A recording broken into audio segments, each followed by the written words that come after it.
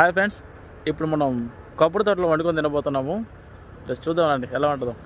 ఇప్పుడైతే పళని నుంచి అరుణాచలం వెళ్తున్నాము. మార్గం మధ్యంలో ఆకలేసి భోజనం చేసుకోవడానికి అయితే మంచి ప్లేస్ చూస్తుంటే ఈ ప్లేస్ కనిపించింది. చక్కగా కొబ్బరి తోటలో వాటర్ వస్తున్నాయి, చాలా ప్రశాంతంగా ఉంది, అనుకూలంగా ఉందని ఇక్కడ ఆపాము బండి. సో ఈలోపు మేము అడుగునే లోపు అయితే రైస్ అయితే రెడీ అయిపోయింది. రైస్తో పాటుగా పచ్చిపులుసు చేశారు మన వాళ్ళు.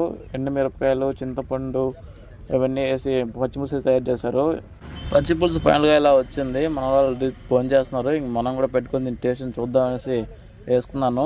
నేను ఈ పచ్చిపులుసు తిని 20 years అవుతుంది అనుకుంటా. సో పర్లేదు, బాగానే ఉంది. ఇలా మీరు కూడా ఎప్పుడైనా ట్రై చేయండి. కల్తీ లేని కూర చేసుకోవచ్చు, చాలా చక్కగా ఉంటుంది. అందులోకి ఒక ఆనియన్ పెట్టుకున్నారంటే సరిపోతుంది. సో మన వాళ్ళంతా తినేసి ఇలా రెస్ట్ తీసుకుంటున్నారు. ఈలోగా అయితే మనం అంతా రెడీ చేసుకుని అయితే ఇక్కడ నుంచి బయలుదేరిపోయాము. అంతే, బాయ్, మళ్ళీ కలుద్దాం.